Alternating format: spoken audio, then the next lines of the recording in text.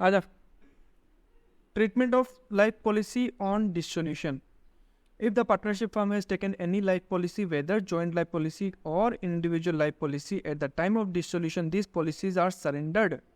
ठीक है, because of ये नहीं करवाएंगे.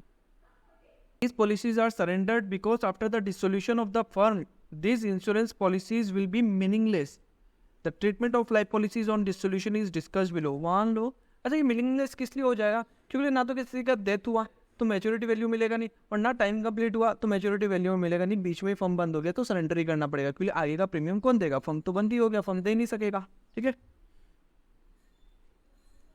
तो where the account of the life policy appears in the books. Appears in the books मतलब बैलेंस शीट में उसका कुछ वैल्यू दिखा रहा है. क्या वैल्यू दिखा रहा है? सरेंडर वैल्यू दिखा रहा है लाइफ पॉलिसी का.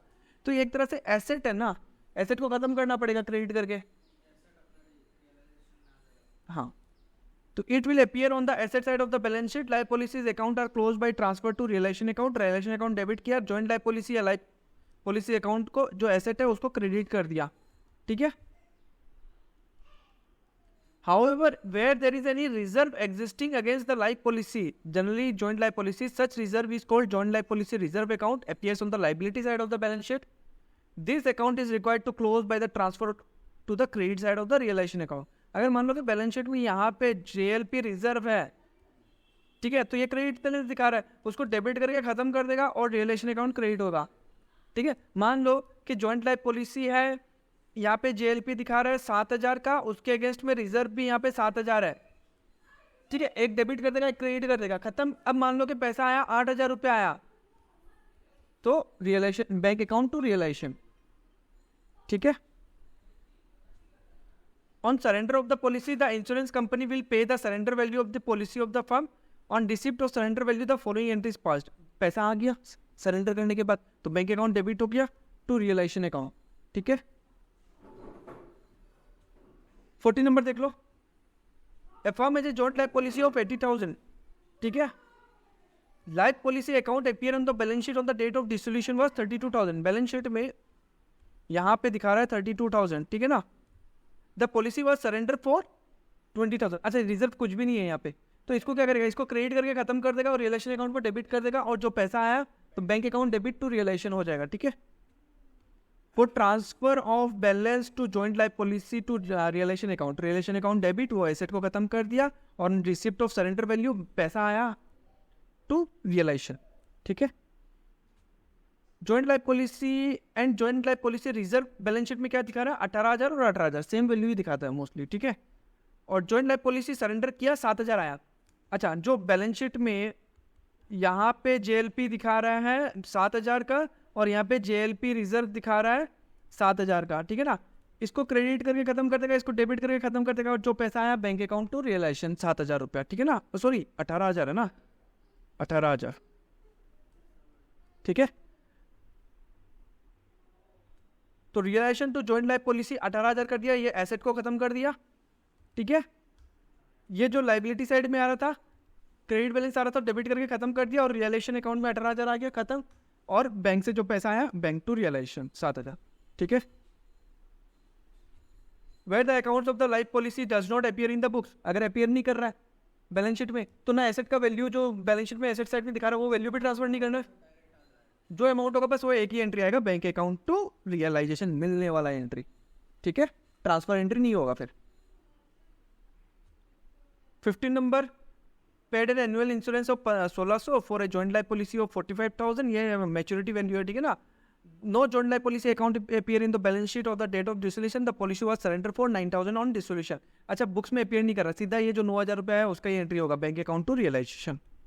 ठीक है. अमल बीमल टू पार्टनर्स है, profit sharing ratio 3:2. Balance sheet में क्या दिखाया है? Capital account, reserve fund. ये रिजर्व फंड पहले बांट लेना, ये रियलाइजेशन में नहीं जाएगा. पहला नोट रिजर्व फंड. ठीक है ना. ये रियलाइजेशन में नहीं जाएगा. ठीक है.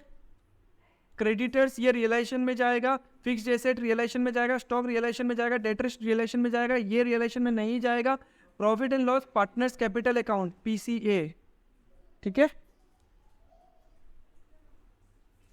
फिक्स्ड एसेट को बेच के आया 28,000, स्टॉक को बेच के आया 8,000, डेटर से पैसा उठाया 13,000, क्रेडिटर को पे किया डिस्काउंट 10%, एक्सपेंसेस हुआ 1,500। इजी है जर्नल एंट्रीज करना। पहले तो सारा एसेट को ट्रांसफर करो। Fixed asset realisation account debit होगा, फिक्स्ड एसेट क्रेडिट होगा, स्टॉक क्रेडिट होगा, डेटर क्रेडिट होगा। ठीक है, realisation to fixed asset to stock to debtor, creditor को भी डेबिट करके खत्म कर दिया, रिलेशन को ट्रांसफर कर दिया। अब जनरल रिजर्व और प्रॉफिट एंड लॉस बांट लो, नहीं तो क्या भूल जाता है। ठीक है ना, तो रिजर्व फंड डेबिट हो जाएगा, पार्टनर्स कैपिटल अकाउंट 3:2 है ना, तो अमल को 3,000, बिमल को 2,000। ठीक है, रिजर्व फंड डेबिट अमल और बिमल को 3,000 2,000 आ गया। प्रॉफिट एंड लॉस कितना था? प्रॉफिट एंड लॉस 2,000, तो प्रॉफिट एंड लॉस को हम लोग क्रेडिट कर देगा। हाँ, प्रॉफिट एंड लॉस अकाउंट को हम लोग क्रेडिट कर देगा 2,000, और ये 3:2 में बांट दिया, खत्म। अब सारा काम हो गया। अब हम लोग एसेट ट्रांसफर कर दिया, कैपिटल लाइबिलिटीज ट्रांसफर कर दिया, जो प्रॉफिट और लॉस जो था उसको भी बांट दिया। अब हम लोग क्या करेगा, जो एसेट बेच के पैसा आया और जो क्रेडिटर्स को पेमेंट किया उसका एंट्री करेगा। एसेट को बेच के कितना आया, अच्छा एक बार में लिख लो। हाँ, बैंक अकाउंट डेबिट हो जाएगा टू रियलाइजेशन, 28 + 8 कितना हो गया, 36 + 13 49। ठीक है, अलग अलग एसेट के नाम से नहीं लिखेगा, बस खाली बैंक टू रियलाइजेशन 49,000 आ गया। Bank to realisation 49,000। क्रेडिटर्स कितना था, 20,000। 20,000 का 10% माइनस करो, 2,000 कम हो जाएगा, मतलब 18,000 पेमेंट किया, तो रियलाइजेशन टू बैंक 18,000। ठीक है, रियलाइजेशन टू बैंक 18,000, और एक रियलाइजेशन एक्सपेंसेस पेमेंट किया 1,500, तो वही same entry realisation to bank, but narration change हो जाएगा, बस एक्सपेंसेस ऑन रियलाइजेशन, और यहाँ पे क्या होगा, वो अमाउंट पेड टू क्रेडिटर्स हो गया। सब खत्म कर दिया हम लोग। अब हम लोग निकालेगा रियलाइजेशन का प्रॉफिट एंड लॉस। डेबिट और क्रेडिट एक दूसरे का इक्वल देख लो, ठीक है ना। तो realisation account debit credit, debit में कितना है 55,000, यहाँ पे क्रेडिट में 20,000, यहाँ पे क्रेडिट में कितना है 49,000। ठीक है, और डेबिट में है 1,500, और यहाँ पे 18,000 डेबिट में। ठीक है, बस इतना ही। ठीक है ना, अब टोटल करो,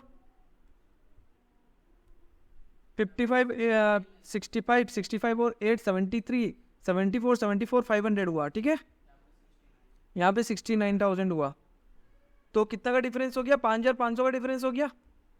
हाँ, तो अच्छा हम क्या करेगा, क्रेडिट करेगा रिलेशन अकाउंट को, और क्रेडिट करेगा 5,500 से, तब जाके यहाँ पे भी 74 500 होगा ना। तो इसका मतलब रिलेशन अकाउंट क्रेडिट और ए और बी कैपिटल अकाउंट डेबिट हुआ, तो लॉस हुआ। अच्छा 5,500 3:2 में बांटो, तो ए और बी को कितना जाएगा, 3,300 और 2,200। ठीक है, A capital account debit, B capital account debit to realisation, Amal Bimal debit 3,300 2,200 to realisation 5,500, खत्म। अब बनाएगा हम लोग पार्टनर्स का कैपिटल अकाउंट, या ऐसे भी कैलकुलेशन भी कर सकता है, नहीं बनाने से भी चल जाएगा, कुछ डिपेंड करेगा क्वेश्चन में क्या लिखा हुआ। कल जर्नल एंट्रीज किया है, ऐसे कैपिटल अकाउंट का बैलेंस तो पता होना पड़ेगा ना, तभी तो हम लोग उसको पेमेंट करेगा। अब कैपिटल अकाउंट बना लो, कितना है अमल और बिमल का, ओपनिंग कैपिटल कितना है 20 और 15 है ना, 20,000 15,000। रिजर्व फंड से कितना आया, और पीएल का लॉस कितना हुआ, रिजर्व फंड में कितना है 5,000, और यहाँ पे 2,000, तो यहाँ पे हुआ 3,000, यहाँ पे हुआ 2,000। ठीक है, और 1,200 800 ना, 800, और रियलाइजेशन का लॉस 3,300 2,200, ये माइनस होगा, ये माइनस होगा, ये माइनस होगा, और ये माइनस होगा। ठीक है, निकाल लो कितना होता है, 20,000 प्लस 3,000 माइनस 4,500, 18,500 आया इसका। ठीक है, यहाँ 14,000 आएगा क्या, 3,000, हाँ 14,000। ठीक है ना, खत्म। कैश में कितना है, ओपनिंग में कितना है 3,000। ठीक है ना, ओपनिंग में है 3,000, एसेट को बेच के कितना आया 49,000। क्रेडिटर्स को कितना पेमेंट किया? 18,000, ठीक है। Less expenses on distribution 1500, minus करो, ये माइनस होगा और ये भी माइनस होगा, ठीक है ना। 51,000 माइनस 19,500 ना, 31,500 आया, ठीक है। अच्छा, ए और बी का कितना हो रहा है ये देखो, 32,500, कम बेसी कैसे हो गया?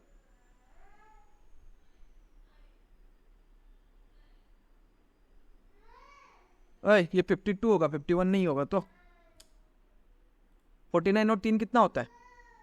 52,000 माइनस 19,500, 32,500 होगा ना ये, है ना। और वो दोनों का भी मिला के 32,500 हुआ। तो क्या जर्नल एंट्री होगा?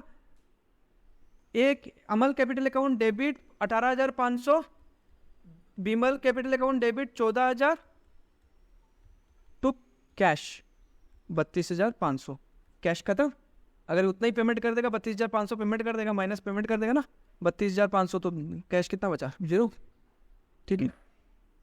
देखो आगे ना, the following the balance sheet sundry का, हाँ नहीं इतना बड़ा नहीं आता, ठीक है। Sundry creditor realisation, bills payable realisation, outstanding expenses realisation, X brother loan, अच्छा पार्टनर कौन कौन है, हाँ ये भी रियलाइजेशन, ठीक है। थर्ड पार्टी है, भले ही भाई हो, कोई दिक्कत नहीं, ये रियलाइजेशन में ट्रांसफर नहीं होगा, ठीक है। Plant replacement reserve, employee provident fund realisation, general reserve partners capital, goodwill realisation, realisation, ये भी रियलाइजेशन, ये भी रियलाइजेशन, ये भी रियलाइजेशन, ये भी रियलाइजेशन, और ये 2,000 भी रियलाइजेशन में जाएगा, ठीक है। अच्छा अमाउंट ही नहीं लिखा गया यहाँ पे, 17,000 होगा, ठीक है ना। 17 माइनस 2 15 आया, ठीक है ना। तो 17,000 रियलाइजेशन और 2,000 भी रियलाइजेशन में जाएगा, हाँ। Bills receivable realisation cash and bank ऐसे ही रहेगा, ये पार्टनर्स कैपिटल अकाउंट में चला जाएगा, और एडवर्टाइज ये भी पार्टनर्स कैपिटल अकाउंट में चला जाएगा, ठीक है। The firm was dissolved on 30 June. The following arrangement were decided upon. X agreed to pay his brother's loan. X जो है वो बोला कि हम ये अपना भाई का लोन हम दे देगा। तो फर्म का कोई पैसा गया, अगर देता तो क्या एंट्री करता हम लोग? पहले तो ट्रांसफर रियलाइजेशन में हो गया मान के चलो, उसके बाद अगर पेमेंट करता तो रियलाइजेशन टू बैंक होता, सिंपल सा बात है। बट फर्म का तो पैसा नहीं किया, इसकी जगह क्या लिख देगा? कौन पेमेंट कर रहा है? भाई अपना ना, तो एक्स कैपिटल अकाउंट आ जाएगा, ठीक है। और जब एक्स को मिलेगा तो क्या हो जाएगा ना, X capital account debit to bank लिखेगा, सिंपल सा बात है। तो ये दोनों एंट्री को प्लस करेगा तो बात तो एक ही है, ये डेबिट क्रेडिट कार्ड तो रियलाइजेशन टू बैंक ही आ गया ना, लोकेश है कि नहीं। डेटर ऑफ 5,000 प्रूव्ड बैड, इसका मतलब क्या हुआ कि यहाँ पे जितना डेटर है 17,000, ठीक है, तो उसको माइनस करके हम लोग को सिर्फ 12,000 ही मिला है, ऑटोमेटिकली लॉस आ जाएगा। हाँ प्रूव्ड बैड नहीं मिला, रियलाइज नहीं किया, ठीक है। अपना डेटर कितना है देखो, ऐसे डेटर कितना है अपना 15,000 मिलने का बात था, 5,000 नहीं मिला, ऑब्वियस सा बात है 5,000 नहीं मिला तो अपना 5,000 का ही लॉस है। तो हम लोग क्या करेगा ना, रियलाइजेशन में लिखेगा डेटर कितना है, रियलाइजेशन में डेटर है अपना 17,000, ठीक है। उसमें से प्रूव्ड बैड माइनस बैड डेप्ट कितना हो गया 5,000 रुपया, अपने को कितना मिला 12,000, ठीक है, वही आएगा। Other asset realised as follows, plant कितना है 20,000, बिल्डिंग 100% मोर, जितना है उससे 100% मोर, बिल्डिंग कितना है समझा देता है, 25,000 है ना, तो 50,000 मिला अपने को, ठीक है। गुडविल का मिला 60% लॉस है 40% का। सन्डी क्रेडिटर्स बिल्स पेबल और settled at 5% discount. Y accepted stock at 8,000, Y stock ले लिया 8,000 का, बेचता तो क्या करता, रियल बैंक टू रियलाइजेशन होता, स्टॉक को बेचता तो, ठीक है। तो यहाँ पे बैंक की जगह क्या आ गया, Y capital account. At all investment at 12,000, investment भी ले लिया, सेम यही एंट्री होगा।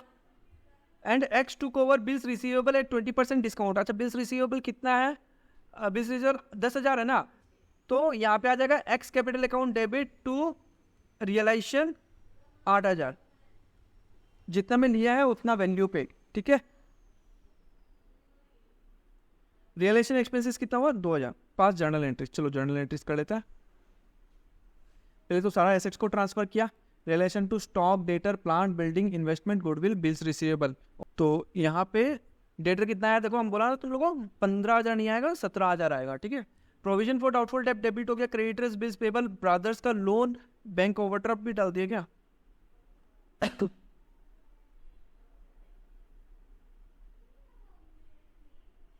चलो ठीक है, डाल दो यहीं पे, क्योंकि यहाँ पे बैंक भी दिया हुआ ही है ना। मैं भी 2 अकाउंट होगा, एक ओवरड्राफ्ट का अकाउंट होगा, एक करंट अकाउंट होगा, कैश एंड बैंक लिखा हुआ है ना, ठीक है। तो बैंक ओवरड्राफ्ट भी आ गया, आउटस्टैंडिंग एक्सपेंसेस आ गया, employee PF, plant replacement reserve और रियलाइजेशन में ट्रांसफर कर दिया इतना, ठीक है। अच्छा, इसका पैसा नहीं उठेगा, इसका पैसा नहीं उठेगा, प्लस प्लांट रिप्लेसमेंट का, ठीक है। ये पेमेंट करना पड़ेगा, ये पेमेंट करना पड़ेगा, ये पेमेंट करना पड़ेगा, ये पेमेंट करना पड़ेगा, ये पेमेंट करना पड़ेगा, ये पेमेंट करना पड़ेगा, इसका कोई पेमेंट नहीं होगा, ठीक है। अब क्या है, एक्स ले लिया अपना भाई का, नहीं, बिल्स रिसीवेबल, बिल्स रिसीवेबल जो अपना 10,000 का था वो एक्स ले लिया एट 20% डिस्काउंट, मतलब 8,000 में लिया, एक्स कैपिटल टू रियलाइजेशन, ठीक है। उसके बाद क्या क्या एसेट बिका देखो, प्लांट का 20,000, बिल्डिंग का 50,000 हो गया, बिल्डिंग कितना है 25 का 50, 50 और 20 70, गुडविल कितना है 10,000, 10,000 का 60% 6,000, कितना हो गया 50 20 70 76। डेटर से कितना आया, डेटर्स ऑफ 5,000 प्रूफ बेड, तो 17,000 का अपना डेटर था, उसमें से माइनस 5,000 करो तो अपना मिला कितना 12,000 मिला, ठीक है, उतना आ जाएगा। तो 20 50 70, 70 और 6 76 और 12 88, ठीक है। तो बैंक टू रियलाइजेशन आ गया 88 अपना, ठीक है। और क्या है, एक्स बोला हम अपना भाई का लोन दे देगा, तो अगर देता तो क्या होता, रियलाइजेशन टू बैंक होता, तो बैंक के जगह हम लोग क्या लिख देगा, एक्स कैपिटल अकाउंट, ठीक है, क्योंकि वो पे कर रहा है, बाद में एक्स को मिल जाएगा, एक्स का कैपिटल अकाउंट यहाँ पे बढ़ा दिया। और इन्वेस्टमेंट और स्टॉक ले लिया, कितना का 8,000 और 12,000, 20,000 का वो लिया, और बिल्स रिसीवेबल लिया 8,000 का लिया, 8,000 का तो कर ही दिया एंट्री, ये तो हो ही गया बिल्स रिसीवेबल का। वो 20,000 का एसेट ले लिया, तो एसेट ले लिया तो उसका कैपिटल अकाउंट को कम कर देगा और रियलाइजेशन अकाउंट क्रेडिट कर देगा। एक चीज हमेशा ध्यान रखो, पहला बात कि अगर कोई पार्टनर एसेट लेता है फर्म का, तो उसका कैपिटल अकाउंट डेबिट होगा, ठीक है। और अगर कोई लाइबिलिटी ले लेता है कि लाइबिलिटी हम एक बार पे कर रहा है, ठीक है ना, तो हाँ कैपिटल अकाउंट क्रेडिट हो जाएगा, बढ़ जाएगा, ठीक है। सिंपल सा बात है, लास्ट में जाके कैपिटल का पेमेंट हो रहा है, तो वो पैसा लेके नहीं जा रहा है, वो एक एसेट लेके चला गया, तो बात तो बराबर ही है ना, क्योंकि एसेट भी तो पैसा के बराबर ही है, अगर एसेट नहीं बेचता तो पैसा आ जाता, वो उतना का बराबर का वो पैसा लेके चला गया, ठीक है। एक्सपेंसेस का पेमेंट कर दिया, रिलेशन टू बैंक 2,000 का पेमेंट कर दिया। उसके बाद लाइबिलिटीज क्या क्या है, क्रेडिटर्स, अच्छा देखो इसमें इसका पेमेंट नहीं करना है, ठीक है। एक्स का बाई का पेमेंट हो गया, एक्स बोल दिया हम कर दिया एक बार, ठीक है ना, और इसका तो होगा नहीं, ठीक है। उसके बाद क्या बचा, creditors, bills payable, bank overdraft, outstanding expenses और एम्प्लॉइज पीएफ, ठीक है। 20 यहाँ पे क्या लिखा है, सन्डी क्रेडिटर्स एंड बिल्स पेबल और सेटलमेंट डिस्काउंट ऑफ 5%, तो 20 40 40 का 5% 2,000 रुपया, ठीक है। तो कितना पेमेंट किया हम लोग 38, तो रियलाइजेशन टू बैंक 38 आ गया, खत्म, ये भी हो गया। अगर कोई रूल है ये तो, ठीक है ना, ध्यान रखना, अगर कोई लाइबिलिटी, ठीक है, के बारे में कुछ नहीं बोलता, देन एज्यूम 100% पेमेंट, ठीक है ना, पूरा का पूरा पेमेंट किया है, समझ गया। यहाँ पे तो क्रेडिटर्स और बिल्स पेबल के बारे में बोल दिया 5%, तो चलो ठीक है उसी हिसाब से किया, बट अगर कोई लाइबिलिटी के बारे में कुछ नहीं बोलता तो एज्यूम करके चलेगा पूरा 100% पेमेंट हुआ है, ठीक है। बैंक ओवरड्राफ्ट कितना, 8,210 और 11,200। रियलाइजेशन टू बैंक 11,200, ठीक है। अब प्रॉफिट निकाल देगा, डेबिट करके क्रेडिट करके निकाल देगा, आ गया ये प्रॉफिट, ठीक है। उसके बाद क्या है, सारा लाइबिलिटीज पेड। अब क्या होगा, पार्टनर का लोन का पेमेंट होगा, फिर कैपिटल का पेमेंट होगा, ठीक है ना। तो Y's loan account debit to bank account, क्या एक ही बात है, ठीक है। तो Y's loan account to bank, पहले लोन का पेमेंट हुआ, अब कैपिटल का पेमेंट होगा। कैपिटल का बैलेंस निकाल लेना कितना होता है, नहीं किया हुआ कैलकुलेशन, ठीक है। जनरल रिजर्व था क्या, जनरल रिजर्व को ट्रांसफर कर दिया, ठीक है। प्रॉफिट एंड लॉस था, प्रॉफिट एंड लॉस को भी ट्रांसफर कर दिया, एसेट साइड में आ रहा था ना, उसको भी खत्म कर दिया। एडवर्टाइजमेंट सस्पेंस भी था, उसको भी खत्म कर दिया, उसके बाद जो बचा उतना पेमेंट कर दिया, ठीक है। कैलकुलेशन कर लेगा ना तुम लोग, पता ही है क्या क्या होगा। ओपनिंग कैपिटल ले लेना दोनों का, और जनरल रिजर्व आ जाएगा, जनरल रिजर्व ऐड हो जाएगा, पीएल माइनस हो जाएगा, और एडवर्टाइजमेंट सस्पेंस माइनस हो जाएगा, रियलाइजेशन का प्रॉफिट ऐड हो जाएगा, और जो जो एसेट लेके गया है पार्टनर वो माइनस हो जाएगा, और हाँ, और जो जो लाइबिलिटी लिया है वो प्लस हो जाएगा, ठीक है। तब जाके प्लस माइनस करके बैलेंस देख लेना कितना होता है, या करके दिखाए आदर्श, एक का कर लेता है, दूसरा का तो हो ही जाएगा, एक्स का कर लेता है। हाँ, एक्स का वो एसेट लिया भी है और लाइबिलिटीज भी दिया है ना। एक्स का कैपिटल कितना है, 20,000, एक्स का कैपिटल है 20,000। अब पूरा जर्नल एंट्री में सिर्फ एक्स का कैपिटल अकाउंट ढूंढो, कहाँ है पूरा जर्नल एंट्री में। यहाँ पे एक्स का कैपिटल अकाउंट नहीं है, यहाँ पे भी एक्स का कैपिटल अकाउंट नहीं है, यहाँ पे एक्स का कैपिटल अकाउंट है, क्या है, डेबिट है, माइनस होगा, ठीक है। कितना, 8,000, क्या लेके गया था वो, एज एसेट लेके गया था ना एक टू, 8,000, ठीक है ना। और क्या है, बेस रिसेबल लेके गया था ना। और यहाँ पे एक्स का कैपिटल अकाउंट नहीं है, ठीक है। यहाँ पे एक्स का कैपिटल अकाउंट बट क्या है, क्रेडिट है, तो प्लस होगा, ठीक है, 20,000। और लाइबिलिटीज लिया 20,000 का, अपना भाई का लोन पेमेंट किया है, एक्स का हो गया, वाई का तो कर ही नहीं रहा हम लोग, एक्स का कर रहा, और एक्स का है ये रहा, एक्स का कैपिटल अकाउंट 4,900, ये क्या है, प्रॉफिट ऑन रियलाइजेशन, हाँ, तो प्रॉफिट ऑन रियलाइजेशन 4,900, ठीक है। और यहाँ पे नहीं है, यहाँ पे जनरल रिजर्व का कितना, 1,000, जनरल रिजर्व का 1,000, प्रॉफिट एंड लॉस, लॉस हुआ है ना, अच्छा ये वाला प्रॉफिट है, पीएल माइनस वाला पीएल है, ये कितना होगा, 1,000, और यहाँ पे भी डेबिट हुआ 1,000, एडवर्टाइजमेंट सस्पेंस का भी 1,000, ठीक है, ये बाद में होगा, ठीक है।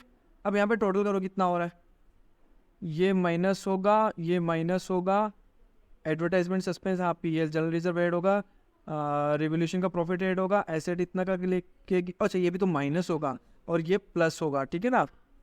तो 20,000 ये इसके साथ एडजस्ट हो गया, फिर माइनस 1,000 प्लस 4,900 माइनस 8,000 प्लस 20,000, 35,900 आ गया, ठीक है। वैसे ही इस वाई का भी निकल जाएगा, ठीक है। Preparation of ledger account without journal, journal entry करने नहीं देगा, डायरेक्ट रियलाइजेशन अकाउंट बनाना, ये तो तुम लोगों को करवा ही दिया है हम, फिर भी रूल्स पढ़ लो, क्या क्या पॉइंट्स रिमेंबर, क्या पॉइंट्स हम लोग को ध्यान रखना है। पहला, transfer all assets showing in the balance sheet to the debit side of the realisation account except cash and bank.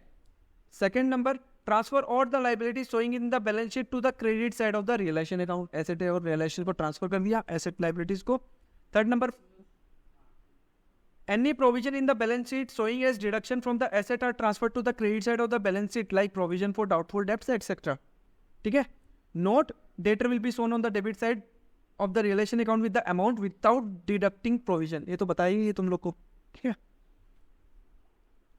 ये इंपॉर्टेंट। एनी कैश बैलेंस, अच्छा कैश एट बैंक भी दिया हुआ है, कैश भी दिया हुआ है, बैंक भी दिया हुआ है, तो हम लोग ये मान के चलेगा जो कैश है ना बैलेंस वो बैंक में डिपॉजिट किया है, और जो भी ट्रांसफर होगा क्रेडिटर्स को पेमेंट, रियलाइजेशन का एक्सपेंसेस सारा बैंक के थ्रू होगा, कैश के थ्रू नहीं होगा। जितना देर हम लोग कैश कर रहा था जर्नल एंट्रीज में, ठीक है।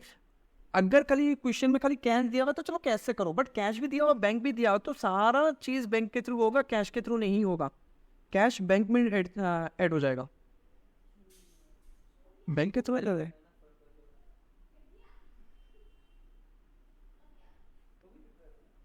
बैंक के थ्रू, ठीक है। तो any cash balance will be shown as deposited into bank and all the transactions will be done through bank के थ्रू होगा। Fifth number point, bank balance will be shown as opening balance in the bank ledger. अच्छा, bank का जो laser बनेगा, ठीक है, यहाँ पे ओपनिंग बैलेंस आएगा। मान लो कि 3000 ओपनिंग बैलेंस है बैंक का, कैश भी है 2000, तो हम लोग यहाँ पे लिख देगा कैश डिपॉजिट किया 2000। उसके बाद एसेट कुछ भी रियलाइज हुआ तो एसेट रियलाइज यहाँ पे आ जाएगा, और जो भी पेमेंट होगा वो इस तरफ आएगा, ठीक है ना, ध्यान रहेगा लोकेश। ओपनिंग बैलेंस बैंक का यहाँ आ गया, और जो कैश का बैलेंस रहेगा वो कैश यहाँ पे डेबिट साइड में दिखा देगा एज डिपॉजिटेड इनटू बैंक, ठीक है। 6 number point, capital account balances appearing in the balance sheet are shown as balance BD in the respective capital account. Capital account का बैलेंस बीडी दिखाएगा वो, ठीक है ना। ड्रॉइंग्स अकाउंट जो है वो भी जो बैलेंस शीट में आ रहा है वो भी क्या करेगा, कैपिटल अकाउंट का डेबिट साइड में आ जाएगा, ठीक है। They are transferred by respective capital account. 8 number point, items appearing in the balance sheet are transferred either to realisation account और कैपिटल अकाउंट और cash and bank only once, खाली एक बार, ठीक है। जो भी बैलेंस शीट में जो आइटम्स है, या तो वो रियलाइजेशन अकाउंट में ट्रांसफर होगा, या फिर वो कैपिटल अकाउंट में ट्रांसफर होगा, या फिर वो कैश का बैलेंस होगा, एक बार ही होगा। जैसे मान लो फर्नीचर, स्टॉक, डेटर, ये रियलाइजेशन अकाउंट में चला गया, एसेट साइड में पीएल दिखा रहा है वो कैपिटल में चला गया, है कि नहीं, और कैश एट बैंक जो है वो कैश का लेजर बन गया। तो जो बैलेंस शीट में यहाँ पे मान लो कि डेटर, स्टॉक, पीएल और कैश आ सकता है, ये दो जाएगा रियलाइजेशन अकाउंट में, ये जाएगा कैपिटल अकाउंट में, और ये जाएगा वही बैंक अकाउंट में ओपनिंग बैलेंस के हिसाब से। तो 3 जगह गया ना एसेट साइड, तो वही लिखा है item appearing in the balance sheet are transfer either to, either मतलब या तो रियलाइजेशन में गया, या कैपिटल अकाउंट में गया, या कैश में गया, डिपेंडिंग ऑन नेचर, क्या नेचर का है। 9 number, balance of partners loan account appearing in the balance sheet if any shown as balance BD in that account. उसको अलग से पेमेंट करेगा, वो रियलाइजेशन अकाउंट में नहीं जाएगा पार्टनर्स का लोन, ठीक है। अनडिस्ट्रीब्यूटेड प्रॉफिट और रिजर्व जो है बैलेंस शीट में, वो रियलाइजेशन अकाउंट में ट्रांसफर नहीं होगा, वो कहाँ होगा, वो कैपिटल अकाउंट में चला जाएगा प्रॉफिट शेयरिंग रेशियो के हिसाब से, ठीक है। सेम वैसे ही अनडिस्ट्रीब्यूटेड लॉसेस भी, ये प्रॉफिट का बात कर रहा था, ये लॉस का बात कर रहा है, ठीक है ना। Where the capital account of partners are fixed, fixed होने से कितना कैपिटल अकाउंट बनेगा, 2, कैपिटल और करेंट। तो ये बात ध्यान रखना, जब भी क्वेश्चन में फिक्स्ड बोल दिया तो जो भी रियलाइजेशन का प्रॉफिट है वो करंट अकाउंट में जाएगा, जो भी अनडिस्ट्रीब्यूटेड प्रॉफिट है, जैसे मान लो कि पीएल आ रहा है या जनरल रिजर्व आ रहा है, वो कहाँ चला जाएगा, करंट अकाउंट में चला जाएगा, ठीक है। रियलाइजेशन का लिख दिया, ये भी लिख दिया, फिर इसका जो बैलेंस होगा वो कहाँ चला जाएगा, वो कैपिटल अकाउंट में चला जाएगा, फिर वहां से पेमेंट होगा, फाइनल पेमेंट कैपिटल अकाउंट से ही होगा, ठीक है। Where the capital accounts of partners are fixed और, तो where the capital accounts of partners are fixed और transaction must be done through current account of the partners. Thereafter the balance of the current account will be transferred to capital account of the partners. The final settlement will be made through capital account. समझ गया। Information furnished outside the balance sheet are considered as adjustment and are transferred to two accounts. For example, amount realized by sale of asset are shown on the credit side of the realization account and also on the debit side of cash account. समझ गया। Payment to creditors and outside liabilities are shown on the debit side of realization account and also on the credit side of the cash account. Refund of partners capital account is shown on the debit side of the capital account to close the balance of that account and to the credit side of the cash and bank account. It will be noticed that the double entry is completed at every stage. As a result, the debit and credit of the cash and bank account becomes automatically equal to each other. ठीक है। Preparation of realization account क्या करेगा, same वही वापस से पढ़ लेता है। Debit all asset at book value except cash and bank and fictitious assets, जैसे एडवर्टाइजमेंट सस्पेंस आया था इससे पहले क्वेश्चन में। और क्रेडिट क्या करेगा, जो रियलाइजेशन अकाउंट है उसका डेबिट साइड में हम लोग क्या लिखेगा, ये सारा asset except cash bank fictitious asset सारा यहाँ आ जाएगा। और क्रेडिट साइड में क्या लिखेगा, on liabilities at book value except loan from partners capital and reserves, यहाँ पे आ गया। ठीक है, फिर हम लोग रियलाइजेशन अकाउंट को डेबिट किससे करेगा, for the amount paid of settlement of liabilities expenses and realisation, ये जो यहाँ पे लाइबिलिटीज दिखा रहा है उसका पेमेंट हम लोग इस तरफ करेगा। ठीक है, और वापस क्रेडिट कब करेगा, the amount realised on disposal of asset, जो यहाँ पे एसेट दिखा रहा है उसको हम लोग बेचेगा तो पैसा आएगा तो यहाँ लिखेगा। ठीक है,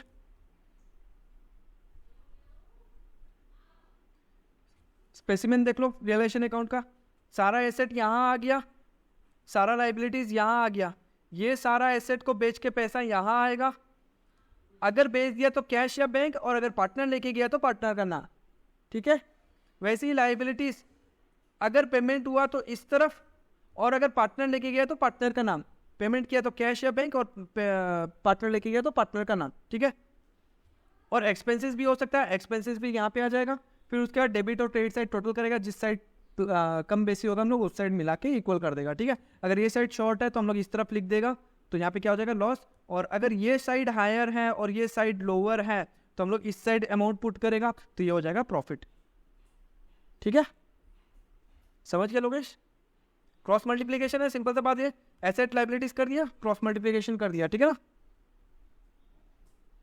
और एक चीज याद ध्यान रखना, जो पार्टनर्स कैपिटल अकाउंट बनेगा यहां पे भी क्रॉस मल्टीप्लीकेशन चलेगा।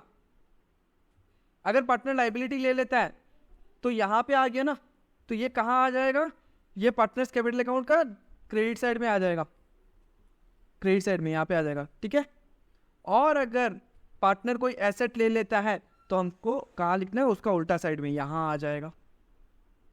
ठीक है, वैसे ही प्रॉफिट हो रहा है तो हम कहाँ पुट करेगा, यहाँ पे क्रेडिट साइड में, लॉस हो रहा है कहाँ पुट करेगा, यहाँ पे। ठीक है,